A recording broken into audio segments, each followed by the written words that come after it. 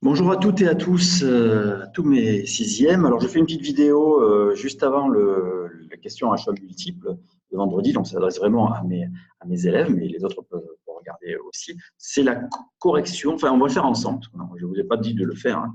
Donc, c'est pour des exercices de révision qui sont dans votre livre. Donc, je vais partir de ce manuel Atier que tous les élèves ont. Alors, si vous ne l'avez pas à la maison aussi, s'il vous plaît, ceux qui l'ont, faites au moins page par page, au moins ce chapitre numéro 5 entièrement, le faire numériser et l'envoyer à vos camarades, ceux qui n'ont pas le livre, s'il vous plaît. Soyez solidaires.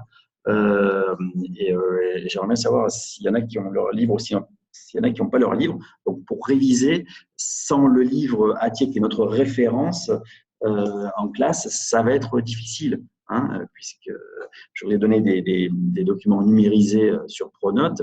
Je vous ai fait les corrections de certains exercices que nous avons dans ce livre-là et aussi qui font partie de fiches d'activités que je vous ai données qui sont en dehors du livre.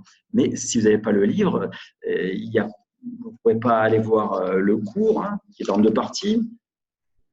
Alors, page 100, évidemment, vous l'avez lu, j'espère, hein, les origines de Rome, et plutôt deux fois qu'une. Et puis ensuite, la deuxième partie du cours, page 104, qui est la République romaine. D'accord? Ça, je le considérais comme acquis. Alors, on va faire aujourd'hui quelques révisions un jour avant.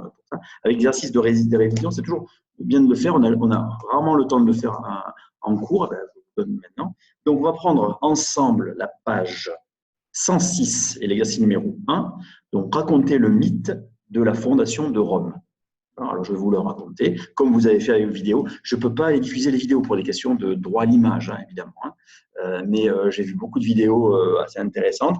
Le défaut, si on le corrige et après on commence, le défaut, c'est que vous lisez ce que vous lisez. Là, je suis en train de lire, mais ça ne se voit pas, hein, que je suis en train de lire. J'ai l'impression de parler avec vous naturellement. Mais non, ce que je vous dis, en général, est écrit. Mais pourtant, je n'ai ne donne pas l'impression de lire. Donc, ne lisez pas. Et aussi, essayez de le faire avec vos mots à vous. Il y a beaucoup d'élèves qui lisaient et ils ne comprenaient pas ce qu'ils lisaient. Et ça s'entend vraiment. Les neurochloroderies, quand je lis une chose, si je vais lire une notice de médicaments ou un livre de médecine, bon, c'est pas ma spécialité. Je vais tomber sur des mots que je ne comprends pas. Et ça va se sentir quand je vais lire. Les chlorodruicrinu. Bon, voilà. Et quand je vois que vous ne comprenez pas, ça veut dire que ce texte-là, vous ne l'avez pas lu avant et vous ne l'avez pas compris. Donc, ça ne sert à rien de me lire un texte qui n'est pas de vous, qui du copier-coller d'Internet. Non, je préfère une histoire racontée par vous avec vos mots à vous. On n'est pas des spécialistes de l'histoire, hein, mais avec vos mots à vous, pour raconter une histoire. Vous l'avez déjà fait avec le conte en français, il faut appliquer ça en histoire-géographie, c'est assez facile. Alors là, je vais essayer de le faire. Alors là, je n'ai pas écrit. Hein. L'exercice numéro 1, raconter le mythe de la fondation de Rome. Eh bien, je vais vous le dire. Donc, on a là, hein, première image. Alors, une louve voit deux bébés humains, hein, qui sont là abandonnés, eh bien, elle décide de les recueillir et de les allaiter, donc de les nourrir et de les élever, en tout cas au début de leur vie. Ça fait penser au livre de la jungle, hein, de Rudyard Kipling, bien sûr, hein, un enfant qui serait élevé par une louve. Là, ce sont des jumeaux. Quand ils deviennent plus grands, c'est la vignette numéro 2, eh bien, on a un des jumeaux. Alors là, je pense que c'est Rémus. Je vais vous dire pourquoi. Rémus voit dans le ciel quelques oiseaux de bon augure. Alors, il y en a des vautours. Alors, j'en vois dans le ciel, moi, 6 dans cette vignette. Donc, c'est pour ça que je vous dis que c'est Rémus, parce que Rémus voit 6 vautours dans le ciel. C'est un signe de bon augure. Hein. Plus il y a d'oiseaux, plus. Mais, comme vous le savez, Romulus en voit le double, c'est-à-dire 12. Troisième vignette, donc, les deux frères en viennent aux mains. Et pour celui qui va construire la ville à cet emplacement, une très belle ville à cet emplacement. Un des frères, c'est-à-dire Rémus, pour se moquer un peu de son frère, va passer outre les murs virtuels de son frère Romulus. Romulus a creusé avec une arère, c'est-à-dire un ancêtre de la charrue, a creusé un sillon pour dire voilà, ça c'est la délimitation de mon futur mur, de ma future ville, hein, eh bien, l'autre pour dire bah, tu vois ton mur, qu'est-ce que j'en fais? Et que fait Rémus? Et il lui dit ça, donc fait Romus pour un peu blaguer, pour un peu aussi le défier. Et bien voilà, il traverse, il enjambe, il saute le mur virtuel. Bien évidemment, c'est facile. Hein. Vous mettez un pied d'un côté, de l'autre côté, il met l'autre pied pour entre le sillon creusé par Romulus et il lui dit voilà ce que j'en fais voilà, de tes murailles. Cela met Romulus en colère noire et la colère aussi vous fait faire des choses impossibles et ils se mettent à se battre au point où là, dans cette vignette-là, avec des épées. Finalement, évidemment, c'est mortel pour Rémus. Romulus tue Rémus, son frère, bon, dur. Et puis, c'est Romulus, bien sûr, qui va construire vignette numéro 4. C'est lui qui va construire vraiment les murs. Et ce qu'il y a derrière, vous avez un arrière-plan, vous voyez, il y a des portes, ou des porches plutôt, peut-être des murs d'habitation ou de monuments de cette ville. Donc, évidemment, Romulus va fonder Rome tout seul, après avoir tué son frère Rémus. Il s'en veut, hein, c'était sur le coup de la colère et de la passion, il n'a pas réfléchi, mais c'est lui qui fondera cette ville-là. D'accord? Vous voyez, je l'ai fait avec mes mots, je n'ai pas écrit, hein, j'ai essayé de raconter, j'ai mis de l'action, des connecteurs à logique, donc, et puis, c'est ce que je vous demandais de faire aussi pour la vidéo. Ne vous inquiétez pas, c'est une première vidéo. On en refera dans la semaine 4 en géographie. On fera une petite vidéo qui sera basée sur un panneau d'exposition. Vous ferez à la maison. Vous verrez tout ça en début de semaine 4. Ne vous inquiétez pas. Alors, nous, on est toujours en semaine 2 et on est dans les révisions pour le QCM. C'est important. Donc, faire des hypothèses à partir de découvertes archéologiques. Oui, ça, c'est intéressant parce que, vous voyez, on essaye de… C'est intéressant pour le travail d'historien. On essaye de faire la différence entre la mythologie et l'histoire, évidemment. C'est vraiment ce qu'on fait depuis le début, que ce soit chez les Grecs et aussi chez les Romains. Donc, on va répondre aux questions à côté, portant sur les traces découvertes sur le mont Palatin. C'est selon la mythologie, le mont, c'est-à-dire la petite colline de Rome, je vous rappelle, il y en a 7, c'est le mont Palatin. C'est sur le mont Palatin que Romulus décide de construire sa ville. Et c'est vrai que c'est sur le mont Palatin que les archéologues, quand ils ont fouillé la terre, ils ont gratté la terre, ont découvert des restes d'habitation humaine, on va voir ici par exemple, et des objets qui montraient qu'il y avait la présence d'hommes à une certaine période, puisqu'en plus les archéologues peuvent dater avec le carbone 14, c'est une méthode vraiment révolutionnaire qui date d'il y a une quarantaine, une cinquantaine d'années. Le carbone 14, on peut passer, comme si on faisait passer un scanner à ces objets-là, et on voit à peu près, hein, quelques dizaines d'années près, quand cet objet a été fabriqué. C'est formidable. Cet objet-là date du 2e siècle avant Jésus-Christ. Cet objet-là date, alors là, il m'arrive du 7e siècle avant Jésus-Christ. Ah ouais, bon. Donc, on peut dire, ah bon, alors, il y avait des hommes, là, ici, qui ont fabriqué ça. Au 7e siècle avant Jésus-Christ, ils étaient là. Bon.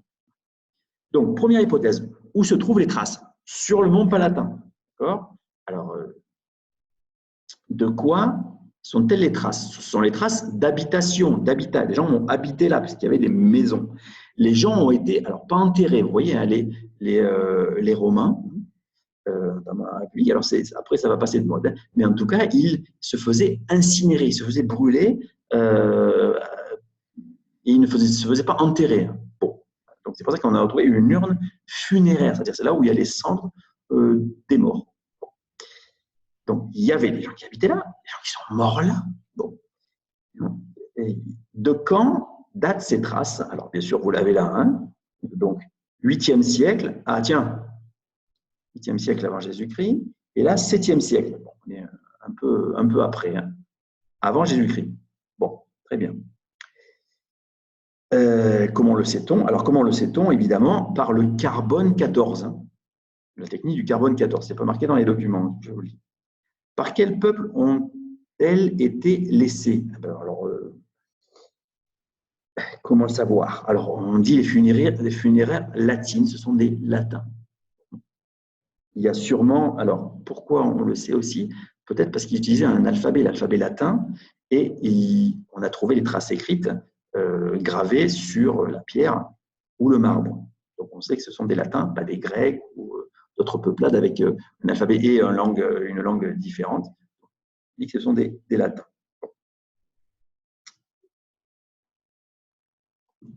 Voilà, deuxième partie, c'est la page 107, c'est la page qui est à côté, j'espère que tout le monde suit.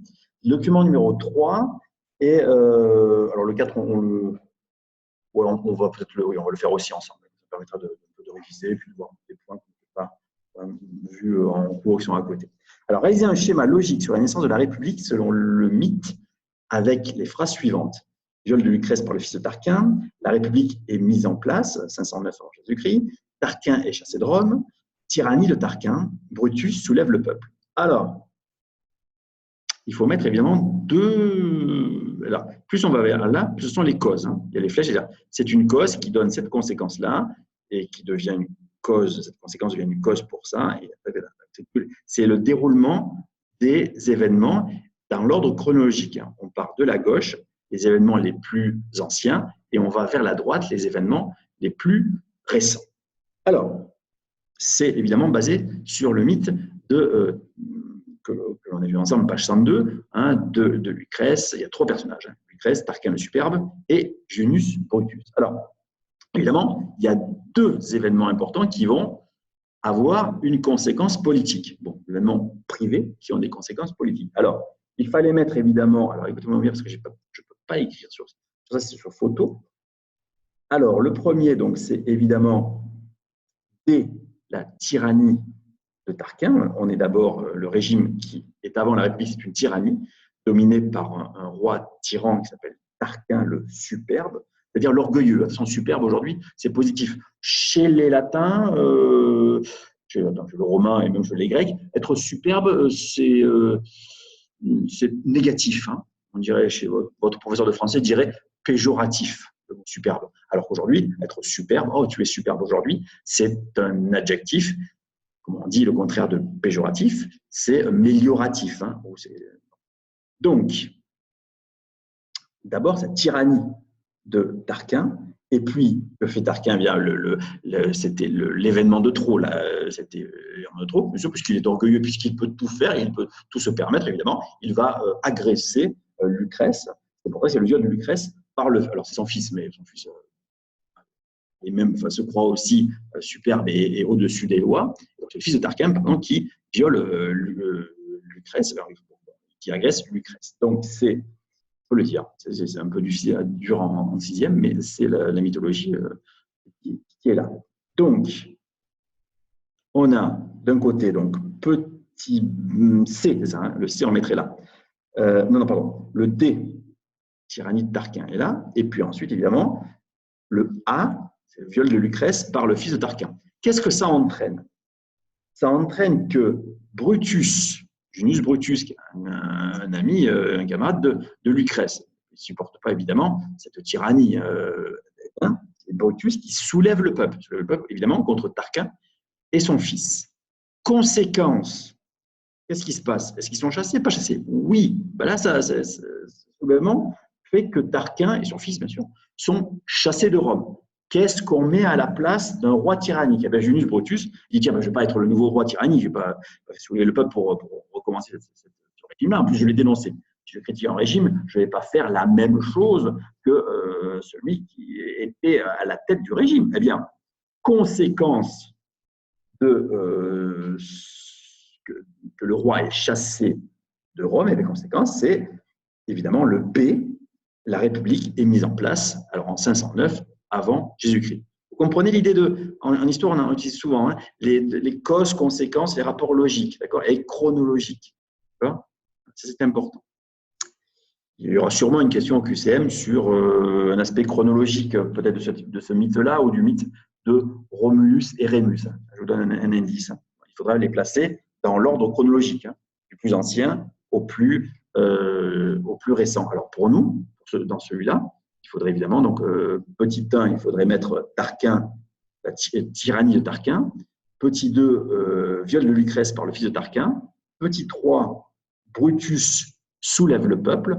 Petit 4, Qu'est-ce qui se passe? Tarquin, par le peuple, est chassé de Rome, et petit 5, Junius, pas seulement lui, mais le peuple qui a pris le pouvoir, Junius, met en place la République. Donc, la République est mise en place en 509 avant Jésus-Christ. C'est bon? Ok. Alors, question numéro 4. Oh, bah, alors, on va faire, vous savez que j'aime beaucoup l'art. Hein, on avait vu chez les Grecs les chapiteaux qui sont très différents. Il y a une architecture différente. Mais là aussi, il y a eu une très belle. Alors, on n'en a pas trop parlé, mais les sculptures grecques et les sculptures romaines ont développé un art, ils se sont développés dans le monde entier et font référence encore des modèles encore aujourd'hui pour nos artistes aujourd'hui. Et le nombre de sculpteurs, d'ateliers de sculpture à Athènes, dans d'autres cités grecques, à Rome, pendant des centaines et centaines d'années, c'est impressionnant. Il y a presque plus que des boulangers.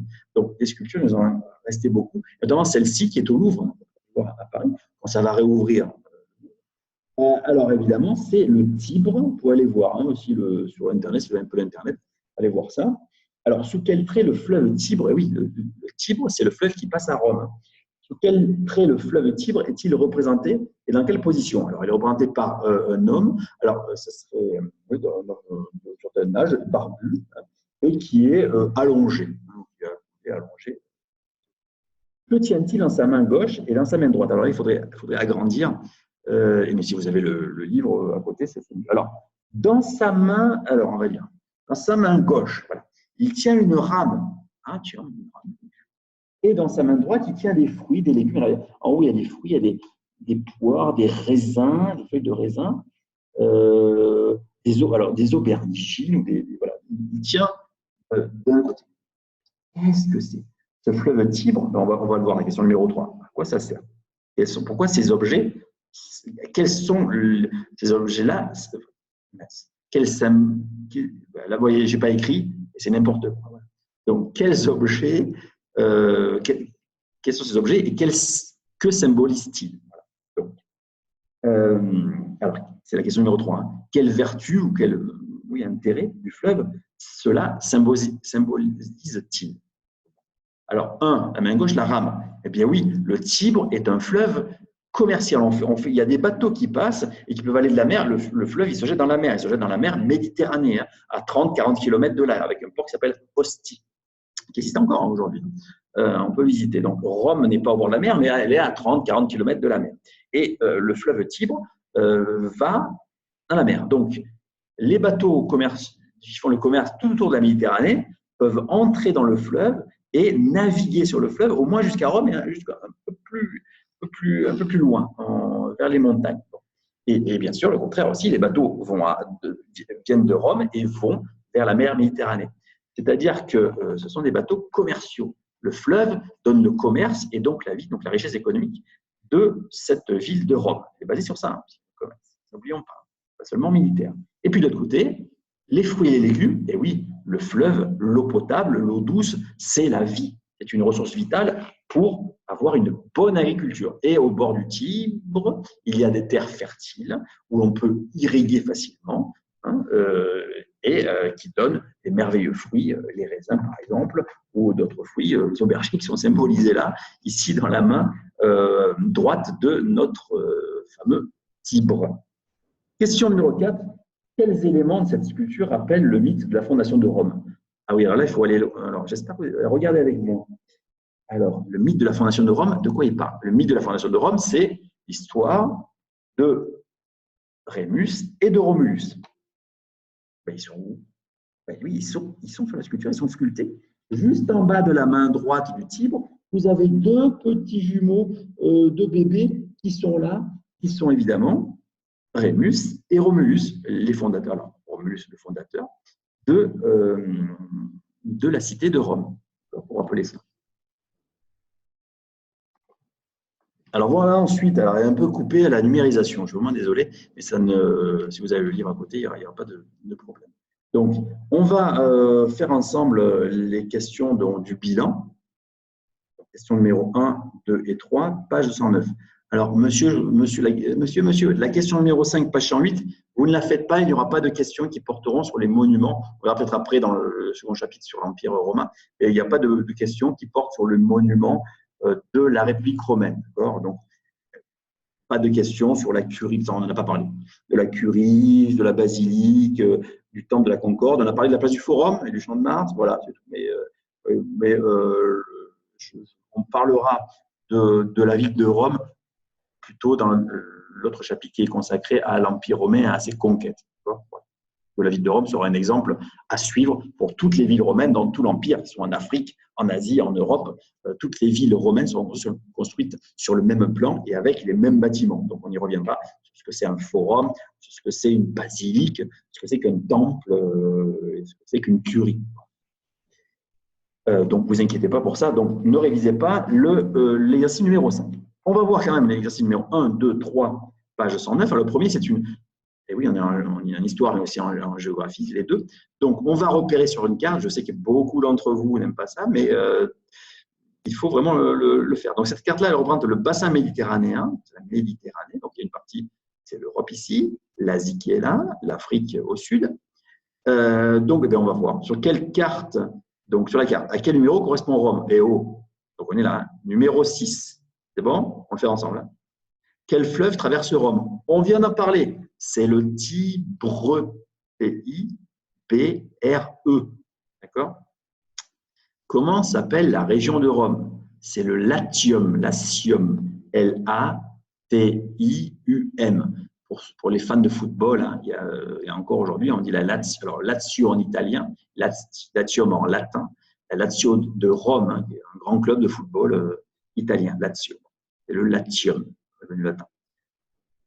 Comment, donc sur la frise chronologique, à quels événements mythiques correspondent les numéros 1, 2, à quel régime politique correspondent les lettres A et B? Alors, 509, c'est une date que vous devez savoir, c'est la fondation de la République. On en a parlé avant. Hein, donc, qu'est-ce qu'il y a avant? En vert, donc c'est le A, hein, le A en vert. Qu'est-ce qu'il y a avant la République? Eh bien, on vient de le voir.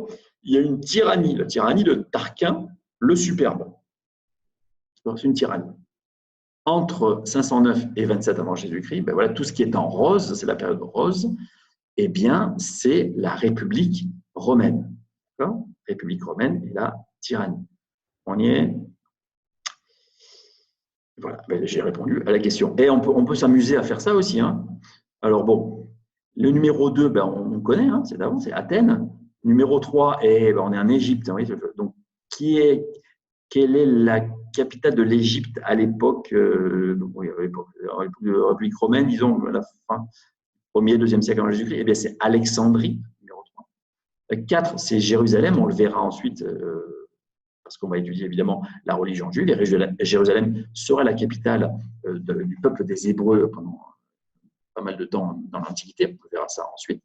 Et puis, 1, c'est Carthage, une des cités qui est rivale, ennemi de Rome. Il y aura une guerre, on verra après, une guerre entre Carthage et Rome qui va se terminer par la victoire, difficile, mais une victoire de Rome qui va encore agrandir le prestige de cette République romaine, puisque c'est la République romaine qui va devenir ensuite un empire. Mais d'abord, on est sous la République romaine. Et 5, c'est une des villes, une des cités fondées par les Grecs, Massalia, c'est la ville la plus vieille de France. Elle a 2600 ans, Massalia, qui est aujourd'hui Marseille, qui est la 2e ville de France par le nombre d'habitants. Et ce fleuve-là, ben vous le connaissez, hein, j'espère, c'est le Rhône. Voilà. Donc, on continue. Est-ce que je peux descendre pour la question numéro 2? Alors, je vais faire une petite manipulation et on se retrouve tout de suite. Alors, vraiment, la numérisation est mal passée. Ça, c'est un peu coupé, mais c'est l'exercice numéro 3 qui s'appelle « Je connais le vocabulaire de la République romaine ». Bon, alors, on va voir. Là. Il y a 2 mots qu'on n'a pas vus ensemble. Donc, on pourra les voir ensemble, mais je pense que si vous avez travaillé le cours, vous avez vu ces mots-là. Alors, petit a, c'est petit a. Hein. Les mots qu'on n'a pas vus, c'est censeur, curie et consul. Alors, petit a, vous suivez tous. Ah, désolé pour la numérisation. Les magistrats qui recensent les citoyens romains et choisissent ces sénateurs sont les… Alors, regardez, regardez page… Voilà, on va le faire ensemble. Regardez page 105. Alors, qui choisit ces sénateurs? Alors, ce sont les censeurs. D'accord? Les censeurs. Petit b, les citoyens romains se réunissent dans des assemblées pour voter les lois et élire les magistrats. Ça, c'est facile, on l'a vu ensemble, ce sont les comices. C-O-M-I-C-E-S. Les comices. Petit c, les sont les magistrats qui dirigent le gouvernement et commandent l'armée. Alors, qui commande l'armée? Regardez votre livre à la page 105. Qui dirige l'armée? Eh bien, ce sont les consuls. D'accord? Les consuls sont les magistrats qui dirigent le gouvernement et commandent l'armée. Vous voyez, il y en a plusieurs. Ça, c'est pour garantir qu'il n'y ait pas la tyrannie. Ce n'est pas le gouvernement de seul l'homme et qui garde le pouvoir par la force, par exemple. C'est pour garantir qu'il y a toujours plusieurs personnes qui ont les mêmes fonctions. C'est un peu compliqué quand il faut prendre une décision. Ils se réunissent toujours, c'est un peu plus compliqué. Mais ça garantit, vraiment la République a une peur bleue, c'est-à-dire elle ne veut pas revenir à la tyrannie. Donc ça garantit qu'il n'y ait pas une seule personne qui ait le pouvoir et qui la garde par la force, par exemple. Petit d, le regroupe les anciens magistrats, il dirige la politique extérieure, donc la diplomatie, les relations avec les autres pays, et donne des avis aux magistrats. Alors là, c'est facile aussi. Donc, eh bien, ce sont les sénateurs, vous voyez, les sénateurs qui dirigent la politique extérieure. Là, je prends la page 105.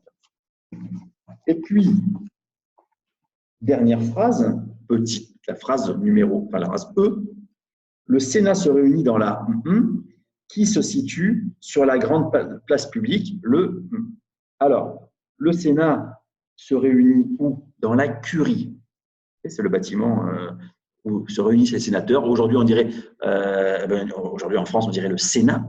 C'est là où on est sénateur. Là, à l'époque, ça s'appelle la curie. Bon, très bien. Curie, en latin, ça veut dire ceux qui soignent. Alors, eux, ils soignent le peuple, ils soignent le gouvernement romain, on va dire, symboliquement. Et ils se réunissent où? Alors, où est située la curie? Eh bien, sur la place la plus importante de Rome, qui s'appelle le Forum, F-O-R-U-M, que vous pouvez encore visiter aujourd'hui. C'est magnifique. Il y a encore tous ces temples-là que vous avez à côté. Ils sont en ruine, bien sûr, mais il y a encore, on voit encore les forums, les colonnes, une partie de la curie et surtout le temple de Castor et Pollux, qui a une très bonne, qui est